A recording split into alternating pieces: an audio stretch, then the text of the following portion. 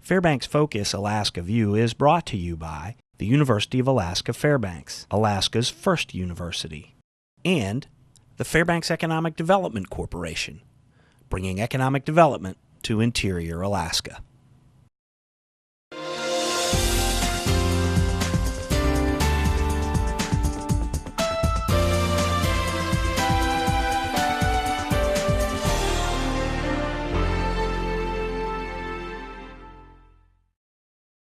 Welcome to the Fairbanks Focus Roundtable. Today we have a Young Professionals Council Roundtable offering views on important local topics from the perspective of involved community professionals under the age of 40. Starting at the far end of the table, moving towards me, we have Mindy O'Neill, who is the coordinator for the Interior Democrats re-election campaign and also a state legislative aide. Next we have Lorna Shaw, who is the External Affairs Manager for Pogo Mines and also the board chair for the Greater Fairbanks Chamber of Commerce. And finally we have Amy Nordrum, who is the Communications Coordinator with the Downtown Association of Fairbanks. Welcome. Thank you for coming on to the YPC Roundtable. Thanks for having us, Sean. So the first topic of discussion will be urban renewal and investment in the urban infrastructure and urban landscape. And I know the Downtown Association has just come out with a new campaign. And Amy, if you could just briefly tell us a little bit about that, and then we can discuss it. Sure, afterwards. Absolutely. Yeah, so the Downtown Association of Fairbanks recently announced a new public art project. It's our very first one. We know that the community is very supportive of public arts, and we've been trying to find ways to further that in the downtown area, and so this is our first foray into that. It's called Art in the Heart, Paint the Pipes, and we're hiring artists, local artists from here in Fairbanks to paint the white vent pipes in downtown Fairbanks in the colors and design of their choice, just to spruce up the streetscape a little bit and add a little bit more interest to your walks and rides throughout the downtown area.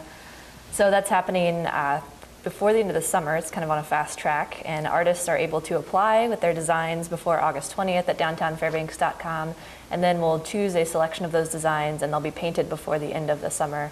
The deadline to finish the painting is September 24th. So by the time October rolls around, downtown will look a little bit different. And that's one of our projects. You know, we are a urban renewal nonprofit that works year-round on projects like this and also bigger infrastructure changes to promote businesses and activity in downtown Fairbanks. So what is there, so you're hoping to get people out and about walking around, is that the point? Yeah, I suppose that is part of the point, and to just create another, outlet for local art, another kind of reflection of the creative community here that's public and easy to see for the people who are already walking around as well, especially during the summer when we have all of our visitors into town. And just to get to the other guests, how often do you travel downtown or to walk around, like just to visit? Well, just to visit. You can be honest. I can be honest, thank you. I'd probably say 2 or 3 times a month. Sure. For business, and I guess that would be with my family. For business, I'm downtown several times a week, and typically, sadly, walking between my car and whatever office I happen to be going to. Right, sure. That said, I've never noticed a vent pipe downtown, so I'm excited to see the colorful art, and it'll be nice in the wintertime because Fairbanks, I mean, we have to face it. It's kind of sad and dark, and so it'll be nice to have a little bit of joy on the streets. Yeah, it's a white and gray color palette in the winter for sure. And Mindy, you have an office downtown too. Yeah, we actually made a conscious decision to try to be downtown for the upcoming elections, kind of as a hub, is how we viewed the downtown area, especially for young people and people who are willing and wanting to get involved in campaigns. So we are across from Bobby's on Barnett.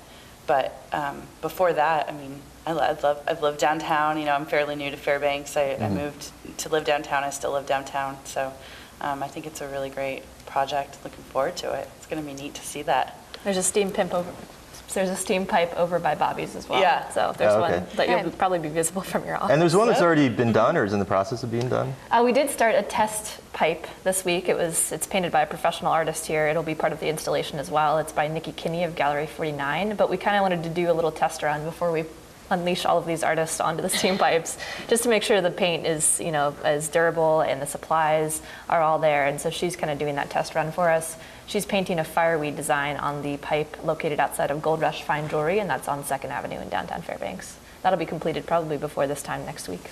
And is this being modeled after what other cities do? It is not an original idea. We are certainly stealing the best practices of other cities. The pipe design is more unique than what other cities have done. I mean, many of them have done sculptures that they create themselves and install in different public areas, everything from cows to salmon to horses I've heard of. So this one is on an already existing piece of city infrastructure, and it's part of the utilidor. It's actually part of our city infrastructure that's functional and will be there for as long as the city exists. So that's a little different twist on it. But it's certainly been done many other places. Where is that London that has the cows?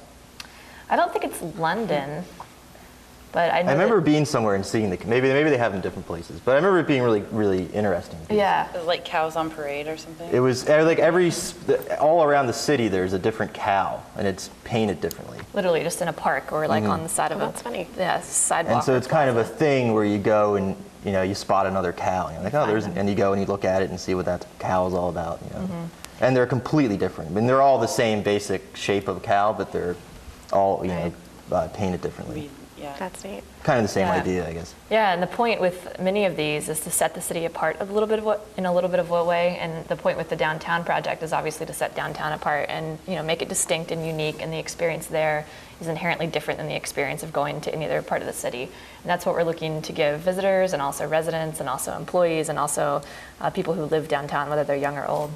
And so the overarching point of it then is to make downtown more attractive, more vibrant, like aesthetically attractive. Absolutely, yeah, and interesting and more of a destination for people to return to more often, whether they live here or not. And kind of offer that little bit more maybe of a quality of life, so people would be more inclined to live downtown or have their office located in town. Sure. Absolutely, and just to respond to public demand, I mean, we have so many member meetings and so many opportunities for the general public to give us ideas on how to revitalize downtown Fairbanks, and public art has to be like the #1 request to our organization for projects to take on, and so we're responding to that. I mean, just overwhelming public support for public art projects in downtown Fairbanks. We've heard it for years, so we're finally trying to match that. And does this have anything to do with the park, or not the park, but the green space, whatever the name of it is now? It doesn't. It just happens to be that they're happening at the same time, and we're involved in that process as well. So yeah, I mean, that project will end in September of 2014. The piece of artwork will be installed by that date. So by that time, there will be a lot of new public art in downtown Fairbanks. The latest update on the green space project is that the committee that's running that project just published the RFQC, so the request for qualifications, and artists can now apply with their ideas for the green space project. And that's the one that's the triangle sort of that comes from the river in between where Barnett and Cushman are going to intersect. Right? Yep, just north of the Chena River. It's part of the Illinois Street Reconstruction Project. And then the Downtown Association then is also involved with the roadways, the road construction. Mostly just in communicating the updates with our members and the public as best we can. Obviously, that's not our forte. DOT are the experts on that, and we let them obviously take the lead because they're the best. Right. But we've been involved with talking with the businesses and communicating updates to our member businesses. And I have this question a lot, and I believe in it, but I wonder how, and I would like to get the other opinions of how important is it for a community to have an urban center or a semi-urban center?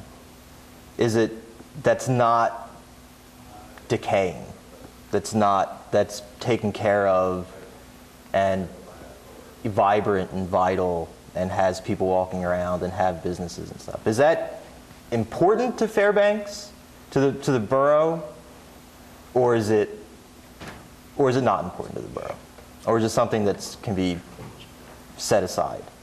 Is that a priority or is it not a priority? Do you want to take a stab first? Sure. I think it's absolutely a priority. It should be of any urban community. I view downtown centers as the heart of downtown. It's a place where people can go. They can park their car one space and visit tons of different, downtown businesses, unique artists, jewelry shops, bake shops, coffee shops, and it kind of make a day of it. And I think in a place like Fairbanks, where people are so spread out, that having an urban center really can add to, the spirit of the community.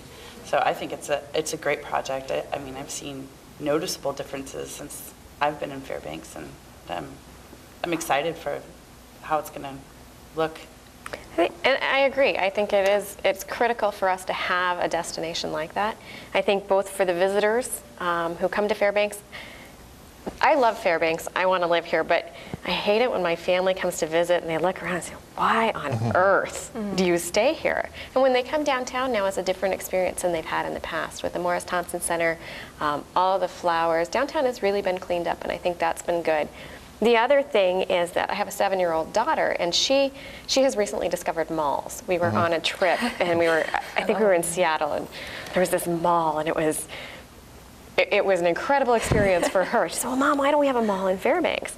And so the conversation that we had was that we don't need one. We have downtown. And just like you said, Mindy, you can park the car and go to a number of different places, and it's exciting for her. And she likes to go downtown, and there's always the possibility that something will be purchased for her.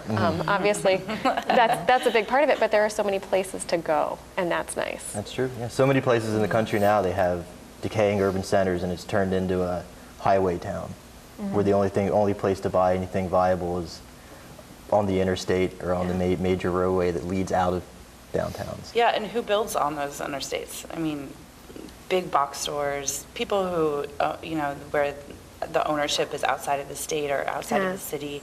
Downtown, I mean, I don't know what the statistics are, but I would imagine that they're fairly high of local ownership of people who own those businesses. And that's money that we keep in our community. Yeah, that's funny, because I guess the last thing I'll say about that is you would assume that it's more locally owned businesses, and one of the things I love about downtown Fairbanks is that that's the absolute truth. But when you go to other downtowns, and we attended an International Downtown Association conference last summer, that's not necessarily the case. Really? Like if you work in a downtown association in other cities, you're going to be working with like some of the bigger chain stores, some of the bigger, multinational corporations, because they are the big retail store that brings all the draw to downtowns in other cities. But Fairbanks somehow, in some crazy way, has maintained the local and independent business flavor to their downtown, and that's actually rather unique in cities across the country, and I love that about it. Yeah, wow. So to move on just a little bit, although that is a very interesting topic, of course, there is an election coming up. And it's August 28th is the upcoming election, and it's The primary. For the primary, sorry. And it's, as important as ever for especially professionals under 40, but anyone over the age of 18 to get out to the ballot and vote. And then what are the ballot initiatives that you like to talk about? What are some of the people who are who we're going to be voting for that you'd like to talk about? I guess before we get to that, can I just make a quick plug that if you haven't registered to vote, if you want to be eligible to vote in the primary, it has to happen by this Sunday. So I think the day that this show will air is the last day to register to vote to be able to participate in the primary. Right. With a time-stamped or a date-stamped envelope. Right. Is there a 24-hour post There's not a office 24-hour here? post office, but I think they're honoring the ones on Monday. Okay. And then it can also be hand-delivered to the Division of Elections on 7th Avenue. Okay. And you can just go there and fill out the form if you Correct. want to. And the form's also online, but you cannot apply online. You have to print the form, sign it, and then take it in. Right. And then most people, when they go to get their driver's license or state ID, there's the option to register to vote. Yeah. So I know, Lorna, as you've been a big advocate for one of the initiatives coming up the 28th. Ballot Measure 2 is on the statewide ballot on the primary campaign, or I'm sorry, on the primary election, and it is. It's an interesting topic, coastal management, and I think most folks in Fairbanks think about it and think, well, we're not on the coast, it doesn't apply to me. The coastal management program is absent in Alaska today. There was a program in place from the 70s up until 2011, and in 2011 that program sunsetted. So it's now gone. There is not a coastal management program in place. However, in my mind, the option that's before us is a bad version of coastal management. I won't argue that it wouldn't be good for Alaska to have a coastal management program, but I don't believe that's the choice before us. The choice before us is, do we want a lousy coastal management program, or do we want no coastal management program at all? And I would advocate that we don't want a coastal management program like that. And I think it's a topic that the legislature should be taking up.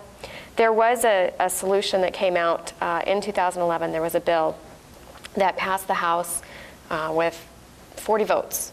So 100% concurrence on that, which rarely happens on controversial topics. And unfortunately, it became a political football, and it died in the Senate, and it died by one vote there. And I think that was a program that people statewide could support. Unfortunately, this ballot measure is not that. And I guess as far as it applying to Fairbanks, we're not on the coast, but the way that ballot measure 2 is written, coastal communities could assert that some interior project could have an impact on their area, and there's nothing in the initiative that would prevent them or preclude them from imposing their measures and conditions on projects in interior Alaska. And so it really could stymie growth and development. And just so the viewers are clear, what is the difference between a voter initiative and a regular piece of legislation? Well, there's a couple things. I mean, it's the way it comes about. And I think the most important difference is that when you have something moving through the legislature, it's an iterative process. So you have this bill that starts, and it goes through the committee hearings, and there are 60 legislators that get to have, that can make changes to that. And there's the opportunity for public input.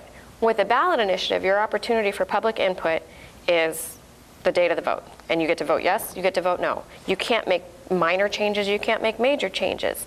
So it's black and white versus the legislative process where you can learn about the unintended consequences before it's a yes or no decision, while it can still be changed. Mm-hmm. So one is the voter has it's drafted, you collect signatures for it. Right. With the initiative, you have to collect the signatures. So they had 30,000 individuals in Alaska that signed that they wanted the opportunity to vote on this initiative. And so when somebody signs a petition booklet, they're not necessarily saying, yes, I support this initiative. They're saying, I want the opportunity to vote on it. Right. And so that's how it comes before us on the ballot. And then the legislature is prevented from making significant or substantial changes to that for the next 2 years. So if there is some big problem, it can't be addressed for at least 2 years. And then, Mindy, even though the Interior Democrats may not have too much to do with the election on the 28th, have you noticed a rise in registration? Have you noticed there being younger voters maybe becoming involved with your organization or organizations that you're familiar with? Is this kind of, are you getting a sense of or what's coming up? I guess since there's a presidential election too, are people more interested in politics now, like this cycle, than maybe they were last time? Well, presidential elections are really interesting because more people turn out for a presidential election.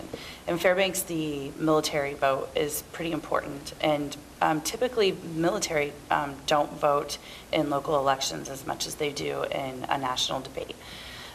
So we anticipate that the voter turnout will be higher in those areas. What's interesting for Alaska and a lot of states around the country is the redistricting, right? So now we have a legislature of 60 representatives, and 59 of them are running campaigns. So across the state, I mean, if you have even one challenger, and in many races, like the one in North Pole, there's 4 challengers, you can see how the numbers start to multiply pretty fast. So there's a lot of people around the state who have thrown their hat in the ring for a chance to represent the people of Alaska, and I think that's going to pique people's interest.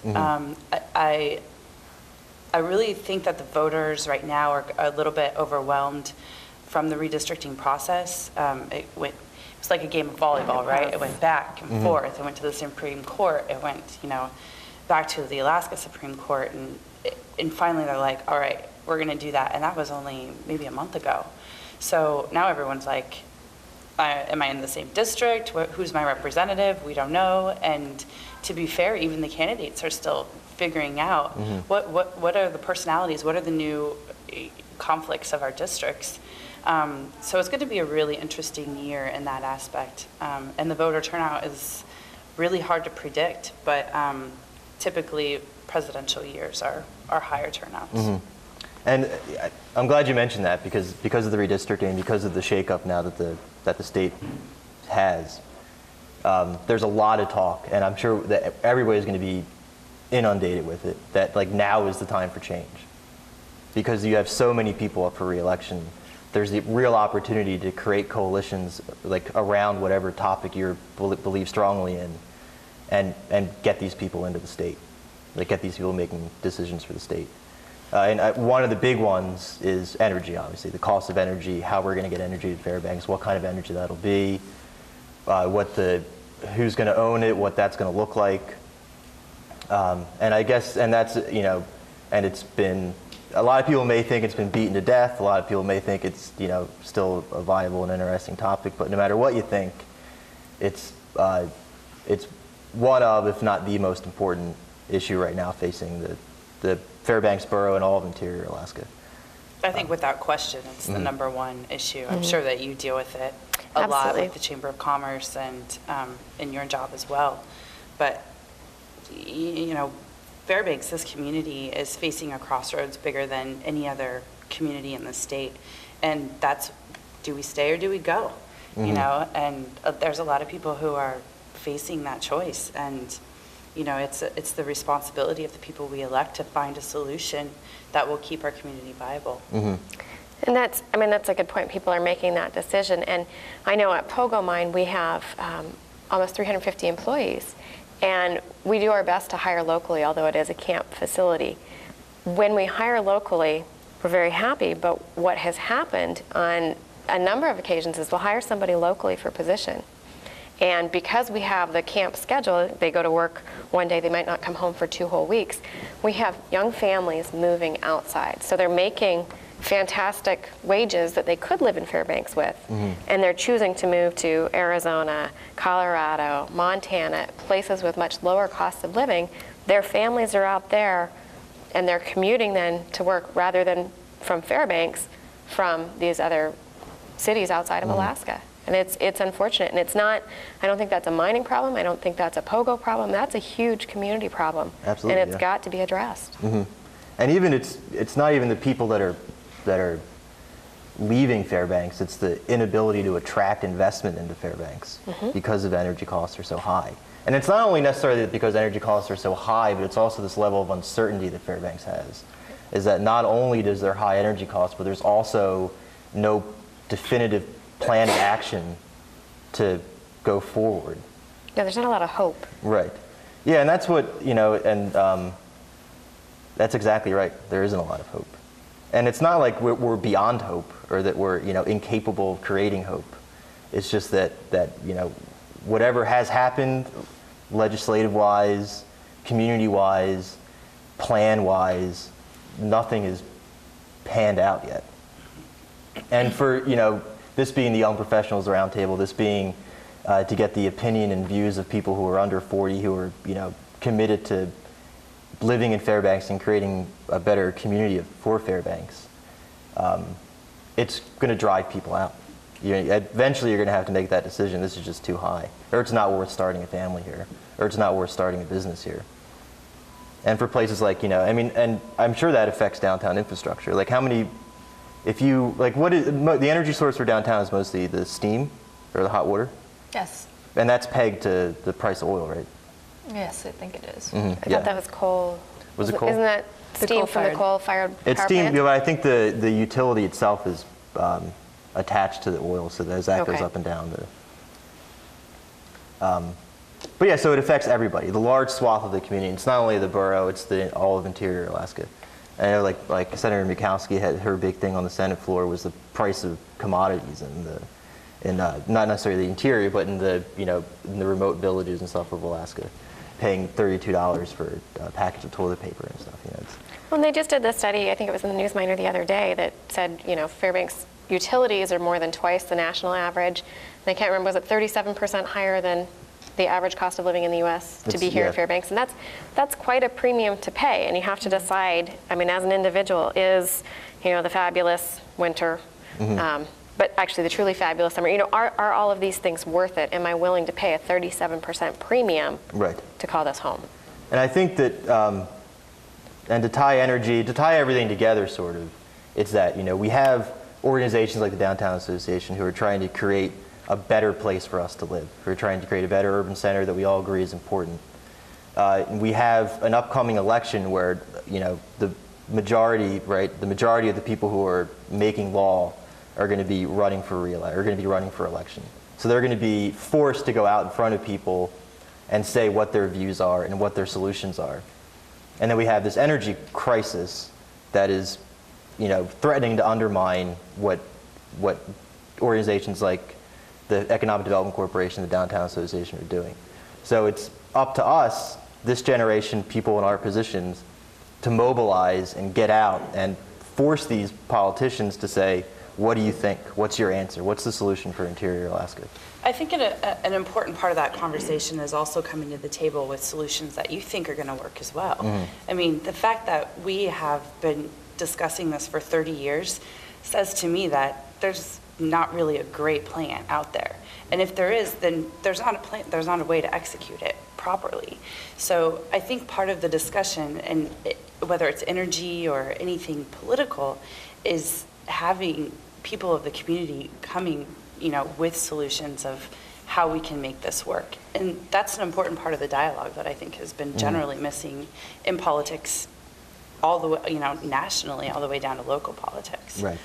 I think you're right. And I think, especially when it comes to energy, there have been so many solutions thrown out there. There's a lot of ideas, and I think the community as a whole, including the elected officials, but young people and everyone else, need to pick a solution and get behind it and focus energy on actually pushing it forward instead of talking about all the different things that could possibly work. That's absolutely true. And it's important to note that we're in a really unique situation. We have projects like Susitna Dam, which is 10 to 15 years out the road. We have even a distribution project for Fairbanks that includes natural gas 10, 15 years down the road. If we started today, if we start 10 years from now, then we're pushed down again. So what are we going to do for the next 2 years or the next 4 years, so that you and I, we choose to live here. We've made a commitment to live in this community and be leaders. How do we get to stay here? And that's a question that I would pose every voter should ask anybody who's asking for their vote. I think that's a great sentiment to close on. I want to thank Mindy, Lorna, and Amy for being on the show today. If you'd like more information on these topics or contact information for the guests, please visit www.investfairbanks.com. Thank you for joining us. See you next time.